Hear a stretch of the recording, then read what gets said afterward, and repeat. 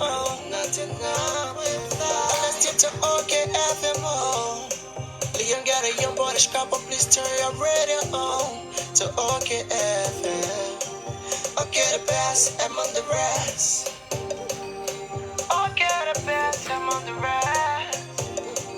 Information, okay. Get it right, yeah. Entertainment, okay. Get it right. OKFM Newsroom, a newsroom fully dedicated to this country. We have the highest objectives to cover every story in every corner of this country. For the first time, Liberia has its own voice. OK Newsnet, your voice.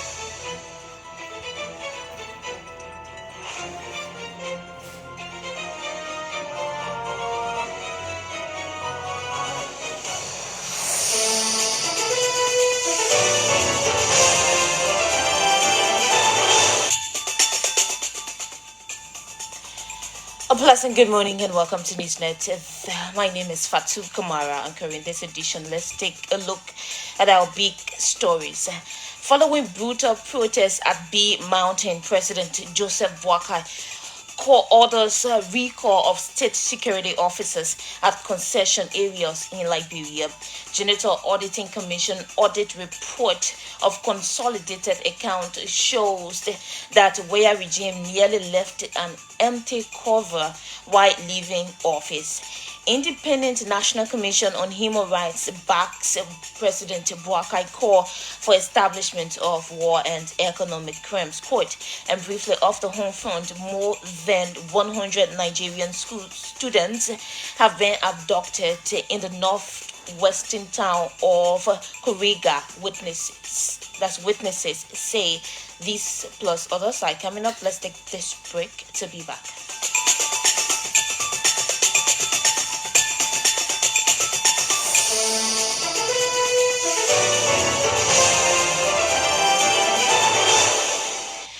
Welcome back to Newsnet. President Joseph Boakai has ordered the Liberian National Police and the Ministry of National Defense to withdraw security personnel from concession areas in Liberia. The president's order was conveyed through a communication from Minister of State Sylvester Grisby to the House of Representatives. The decision followed the House February 27 resolution calling on the executive to immediately withdraw soldiers from concession areas. Recently, Green Cape Mount County District 2 Representative Mohammed Dosi wrote plenary raising concerns about the presence of soldiers at B Mountain in Kinjo, Gola Connect District and alleged misconduct towards peaceful citizens. Officers of the Armed Forces of Liberia were deployed in the area by the George Weah-led government to protect the company's facility, and personnel amid protests staged by locals. The House said the deployment of the soldiers at concession violates the Liberian constitution. It comes amid recent protest action by citizens of Green Cape Mount County against alleged breach of agreement and bad labor practices at B Mountain Mining Company, which led to 2 deaths and several injuries. The chairperson of the Independent National Commission on Human Rights has pledged the institution's support to a decision by the president of Liberia to establish a War and Economic Crimes Court. Recently, majority members of the House of Representatives signed a resolution for the establishment of War and Economic Crimes Court in apparent support to the quest of President Joseph Boakai to establish the court. Councillor Dempster Brown said the establishment of a war crimes court will bring an end to the culture of impunity and punish those who bear the greatest responsibilities for the 40 years civil crisis. The Human Rights Commission position is that we are strongly supporting the United Party government for the establishment of the War Crime Court. We have already contacted the international community and we see a green light. That war crime court must be established. And we are calling on the president of this country not to be deterred by anybody who uses threatening words. He can't do a thing. Flag show. We call that flag show. Nobody now that will continue to threaten the life of Liberian people and will be in our midst. Or else he will be picked up and carried to ICC. We will not sit here again and see people killing people and go free. Those who threaten the life and the peace of this country have to be very careful. We will not sit here and allow people to kill people again and go free. So that people will not go in the bush again and come by and start killing people around here. And when they kill, we reward them with BB positions. This is the problem we have. People who kill are the people that we're looking up to as decision makers in the society. It's regrettable on our part as Liberians to allow decisions makers to be warlords. We will make sure that all those that bear the greater responsibility, not everybody that fought will be tried. There were people that sponsored the war, that funded the war, that provided training. Those people are the ones that the war crime code will catch. Not no believe picking there they recruited. People that went to Libya to arrange for training, that provided funding. People that went to Libya and recruited Liberians to go to Libya for training. Those are people that the international law is looking at. Those right bullet or group that killed my mom. Legally will deal with those people. Meanwhile, Councillor Brown has revealed that the Commission is working along with other institutions to develop a roadmap for the establishment of an economic crimes court in the country. We are planning a dialogue with other stakeholders, the National Bar Association, so that we'll have a one-day retreat and have a dialogue as to see how we can prepare a roadmap as to the establishment of economic crime court. Because the economic crime court evidence is quite different from that of the war crime court. The economic crime court can be established and can be tried by our local laws because of corruption. So we are working out the modality. The United Nations is willing to sponsor the one-day retreat for this dialogue to establish the war crime court and also the economic crime court. The rule of law is what developed a country. Liberia is 176-year-old. See how we look like because of corruption. Corruption is a violation of human rights because it deprives the citizen of good livelihood. So we are insisting, we will insist that our economic crime will be established to serve as a deterrent. How will investors come in this country under this kind of condition here? Are you saying that we'll continue to suffer when those warlords are millionaires? They got rich overnight, they bought banks and took away money. They and their family will enjoy, and the rest of the Liberian people will continue to suffer. And they sit and threaten that anybody who bring war crime, there will not be peace. Let them try it. Councillor Dempster Brown is the chairperson of the Independent National Commission on Human Rights. An audit conducted by the General Auditing Commission to reconcile the net account balances of the government's consolidated accounts as of January 17 to 19, 2024 has revealed discrepancies in the figures claimed by former President George Weah. According to Front Page Africa, despite his assertion that he left US $40,044,305.90, the audit found that he actually left US $3,378,848.89 and US $6,918,142.97 on January 17 and 19, 2024, respectively. Former President Weah, in his farewell message, claimed a balance of US $40,044,305.90, while President Bouaka asserted a balance of US $20.5 million during his State of the Nation address. This prompted the joint committees of the Liberian Senate, comprising Public Account Audits and Expenditure Committee and Banking and Currency Committee to request the Auditor General to perform a special reconciliation audit on the net account balances of the consolidated fund accounts as at January 17 in 2024.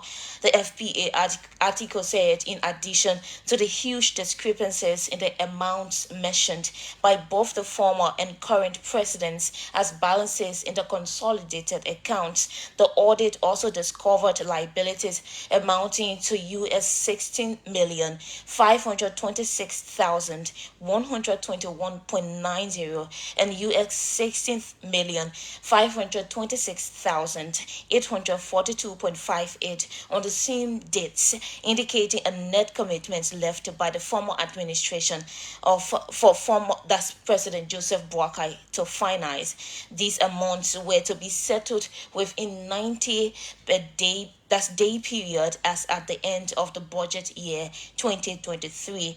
The audit found that the former administration left net commitments of US 9,608,699.61 for President Boakai to finance, contradicting Weah's assertion that he left 40 million for that's 44,305.90 in the national covers.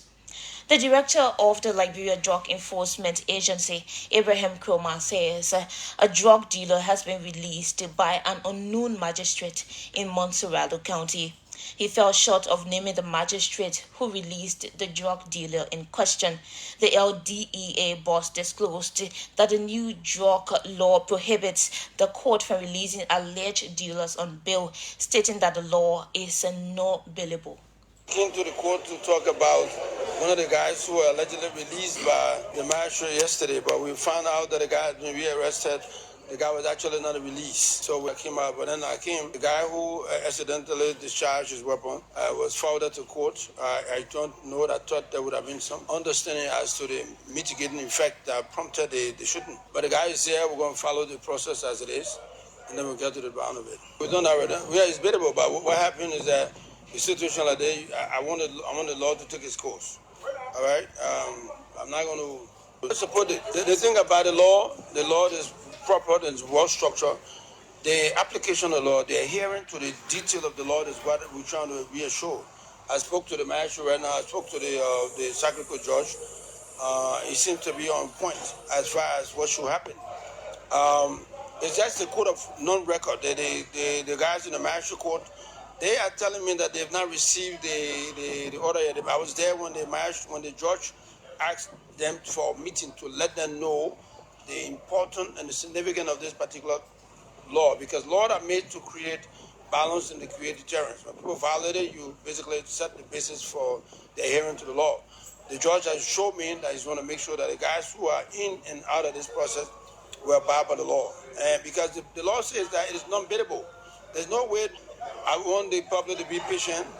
We'll get to this process. The issue of the issue of enforcing the drug law is what I want to do now and today. I will go to the magistrate. I left from here right now. I'm about to go to the Associate Justice office, but I'm told that the guy has brought it. But then the circuit court judge has shown me that he's going to make sure you call a meeting of order the supplementary magistrate so as to let them know the intent of the law. Internal law is to create that balance where people will be deterred.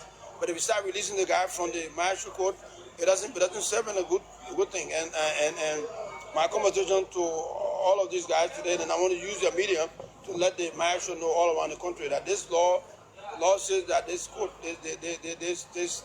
violation is non-biddable.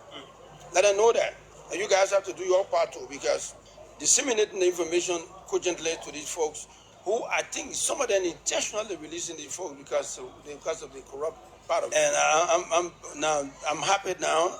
I came with a very confused mind because my guys behind me are very confused or very disturbed today that this is what is happening. But the assurance I've gotten from the circuit court judge assured me now that, and I've also assured my men that we can go ahead with this fight. It's not going to be abated.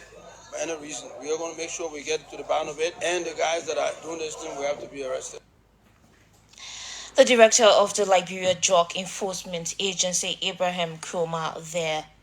On Wednesday, President Joseph Boakai issued Executive Order number 126 for the establishment of the Office of Assets Recovery. The task force, in collaboration with the General Services Agency, the Ministry of Justice, and all security agencies, is charged with the responsibility to, among other things, retrieve all public assets wrongfully occupied by current and former officials, including employees of government. But what Liberians make of this, Abdullah Kiatamba, a political analyst, has this to say.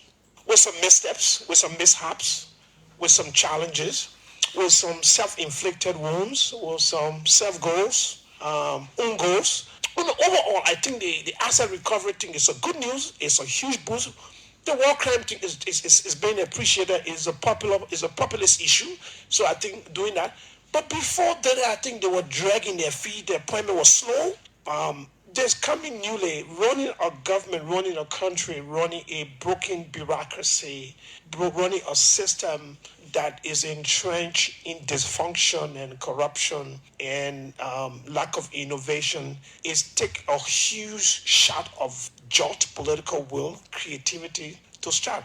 We do see that they made some good moves, but we also see some missteps. We see the issues of how they handle the issues of this AFL soldier's wife. They were poorly handled. It shows a lack of a mastery of handling crisis, and crisis define leadership. The only thing that would define the Barker administration, I think, had they handled that crisis was not the best. They did their best, but the handling was not the best. We also see different situations in terms of the King George situation. I'm not quite impressed with the way their communications or handling of the King George, by basically blaming the victims, people who have legitimate right to agitate to agitate against inhumane conditions, and they were subjected or exploited by a mining company for a long time.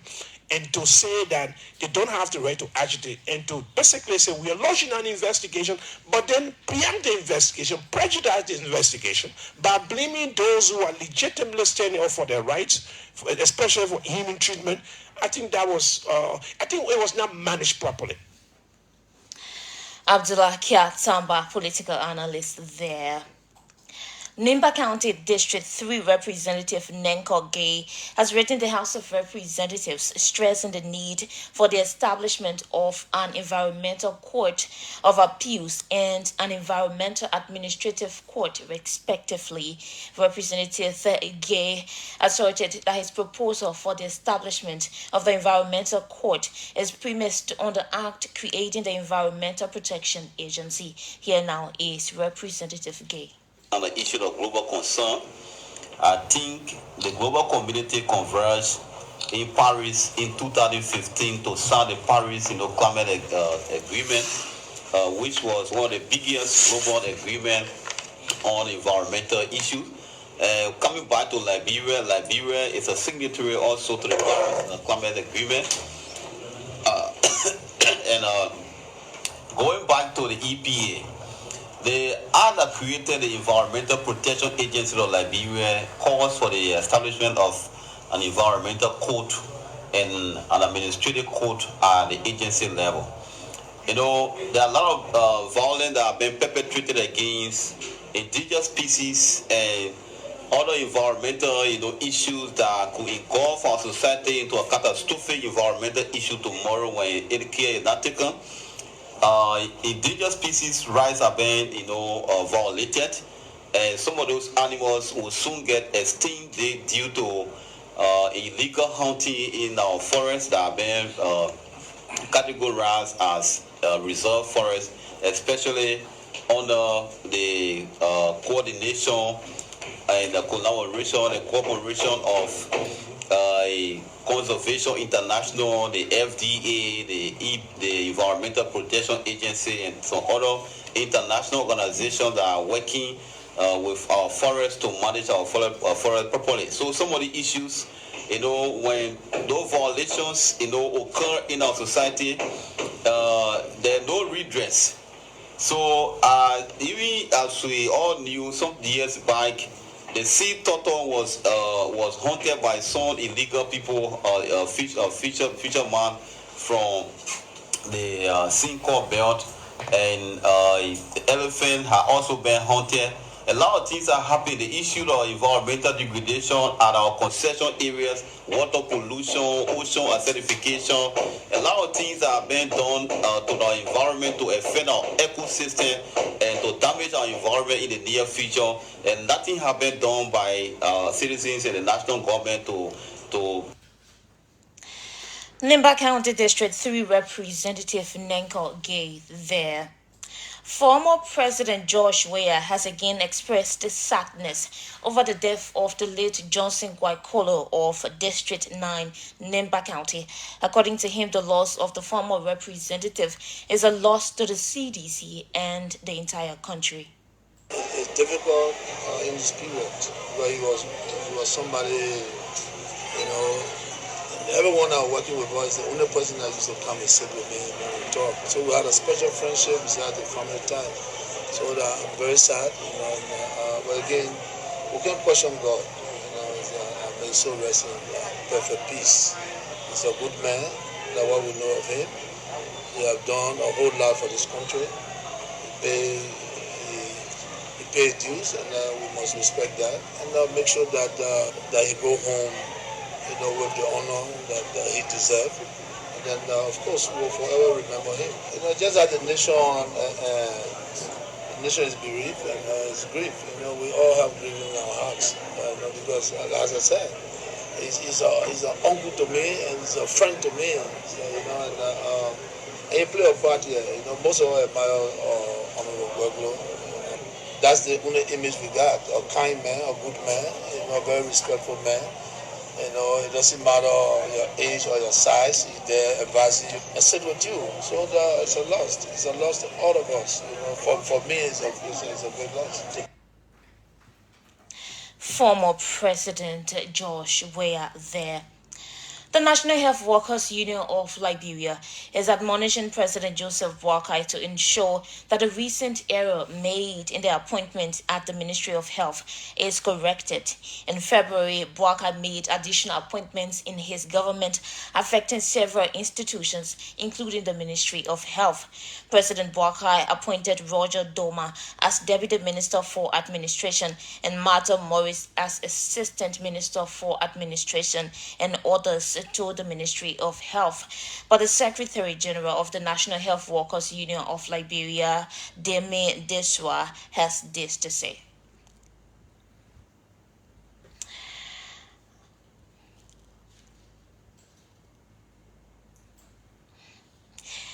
We'll bring you that clip in our subsequent newscast. Former Information Minister Lejehu Reni is recommending that the Boakai Kong administration put communication and media at the front of national development. Mr. Reni said over the past decades, he has observed the lack of commitment from government to invest more in communication. The former information minister was speaking at the taking over ceremony of the new information minister, Jeremileke Pia, on Tuesday. The poor state of the infrastructure here, and he's right. I know some people call me, the minister. I said the man is right. I'm a straight shooter. I'm not a politician. The man is right. Put your money where your mouth is. And this is the government's mouth. If they don't put the money in there, if they don't invest, I beg you, it will be the same 6 and 7. And I'd like to use this particular time to talk about how important it is for government to look at communications in media not as an activity, but an important pillar to enhance national development and growth. Too often at times, and I've been in the government for the last 30 years, I've seen from Deputy Director General, LBS, to Director General and the Minister of Information, the lack of commitment to put communications and media on the front burner of national development. 2 different strategic national development plans, CAD, have nothing to do, no aspect of communication was included in those documents. They told of how We saw communication and we continue to see communication as a people in the country. But the story is not told because we who are responsible to tell the story have not been given the wherewithal to do the kind of work we have intended to do. So I can only but appeal again. I hope this time around you get the kind of support you need to get to be able to do the kind of work you should do. There are those who think that there should not be a Ministry of Information, and a debate can be had. But I can say this much. In a post-conflict country like Liberia, if you do not strengthen public information mechanisms, you run the risk of clarifying every day. You run the risk of being behind a curve because you see already. Former Information Minister Lechehu Rene there speaking at the taking over ceremony of the new Information Minister Gerald Lemek Pia. Of late, there have been repeated fire incidents around the country, leading to the loss of lives and properties. In most cases, some of these incidents could be avoided or casualties be reduced, but the entity responsible to handle these incidents say it is unable to do its work because it is broke. Ansu Dole is the executive director of the National Disaster Management Agency. He spoke while addressing the House of Representatives on Thursday. We inherited an agency with 48 staff with no operational budget. The 48 staff at the agency, the National Disaster Management Agency is an agency that is responsible statutorily to prepare our preparedness to respond to disaster has never been fully utilized because there is no money to prepare. There was no money to prepare the agency for catastrophe that may likely occur in the near future. And so, for example, the total fire disaster that occurred, you could see representatives and senators taking to themselves responsibility that is statutorily belonging to the agency because there is no coordination. Under the Act, the National Disaster Management Agency is fully responsible to coordinate all emergency and disaster-related issues, be it hazard, be it flooding, and other disaster-related activity like fire. But we have no capacity to do that because there is no budget. So we only respond to this hazard by our personnel going to take records. Ansu Dole is the executive director of the National Disaster Management Agency, and he says the entity is broke. Former Pro Tem Albert Chi has called on legislators up Capitol Hill to ensure that the Liberian presidency is given to folk who have served more years at the legislature. Former Pro Tem Chi, who was a Grand Crew County senator, asserted that legislators should not allow different people in the public to excel to the country's highest portfolio. Here now is Chi. My letter is not intended to open the debate today. Right. I believe once the judicial and other committees look at it, the debate will take place in full. I want to draw the attention of everybody to the fact that the TRC report contains many other recommendations besides they talk about the war crime code. And those recommendations are very important. For example, it says that the president must offer an apology to all Liberian people. And in my opinion, that needs to be done, has not been done yet. We hear about people raising money in America, in Europe, for war crimes court. But we have another obligation. The benefit of the victim.